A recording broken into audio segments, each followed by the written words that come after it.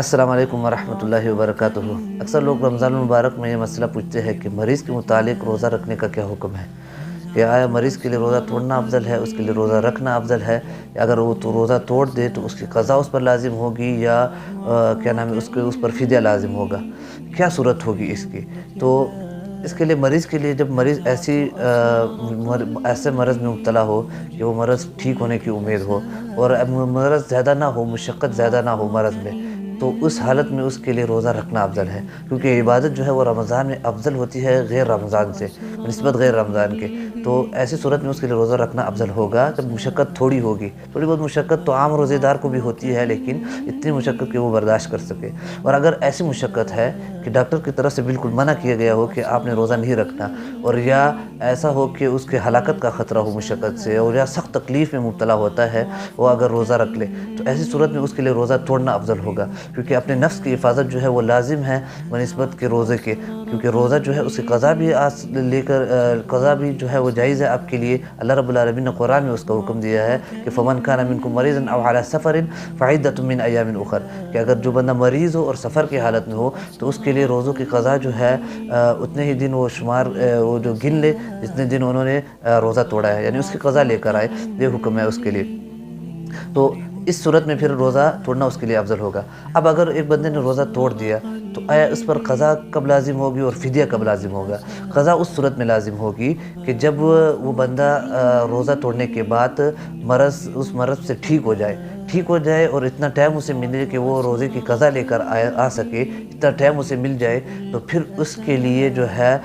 روزے کی قضا اس پر لازم ہے، پھر ہر روزے کے بدلے ایک روزہ رکھے گا۔ اگر اس نے اس قضا نہیں لے کر آیا، ٹائم ملنے کے باوجود بھی اس نے قضا نہیں لے کر آیا اور فوت ہو گیا وہ، تو اس کے اولیاء کے لیے یہ حکم ہے کہ وہ اولیاء اس کے بدلے وہ جو ہے روزہ رکھے۔ حدیث میں نبی صلی اللہ علیہ وسلم نے فرمایا ہے مَن مَاتَ وَعَلَيْهِ صِيَامٌ صَامَ عَنْهُ وَلِيُّهُ، کہ جو بندہ فوت ہو جائے اور اس پر روزوں کی قضا ہو، اس پر روزے ہو، تو جو اولیاء جو ہے وہ اس کے لیے روزہ رکھے۔ تو یہ حکم تب ہے جب اس کو بیماری ٹھیک ہونے کے بعد ٹائم مل جائے قضا کرنے کا۔ اب اگر ایک بندہ ہے کہ وہ ایسی بیماری میں مبتلا ہے کہ اس کی بیماری ٹھیک ہونے کی امید نہیں ہے کہ وہ ٹھیک ہو جائے گا یا نہیں ہوگا، تو ایسی صورت میں اس پر فدیہ لازم ہوگا۔ قرآن میں اللہ رب العالمین نے فرمایا ہے وَعَلَى الَّذِينَ يُطِيقُونَهُ فِدْيَةٌ طَعَامُ مِسْكِينٍ، کہ اگر جو لوگ روزوں کی طاقت نہیں رکھ سکتے اس کے لیے اس کا فدیہ ہے جو ایک مسکین کی خوراک ہے، وہ ہر روزے کے بدلے ایک مسکین کو خوراک دیں گے، تو یہ اس کا فدیہ ہے۔ اور ایسا بندہ اگر فوت بھی ہو جائے تو اس کے اولیاء کو یہ حکم ہے کہ وہ اس کے ذریعے اس کے لیے فدیہ دے دے،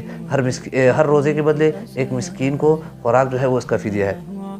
اب ایک تیسری صورت ایسی ہے کہ ایک بندہ جو ہے وہ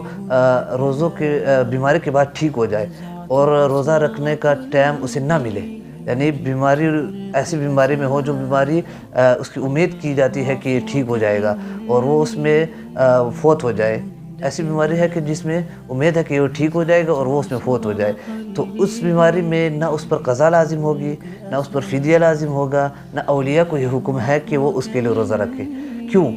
اس لیے کہ اللہ رب العالمین نے اس بندے پر قضا لازم کی تھی، اور قضا جو ہے وہ عبادت جو ہے وہ تب لازم ہوتی ہے جب اس کا وقت آ جائے۔ اب یہ وقت سے پہلے ہی فوت ہو گیا، قضا لانے کے دن جو ہے وہ ابھی آئے نہیں تھے، یعنی یہ ٹھیک نہیں ہوا اور ایسی صورت میں فوت ہو گیا، تو اس پر قضا پھر نہیں لازم ہوگی کیونکہ عبادت کا ٹائم ہی نہیں ملا اسے۔ تو ایسی صورت میں جو عبادت جو ہے قبل الوقت جو ہے وہ واجب نہیں ہوتی۔ اس وجہ سے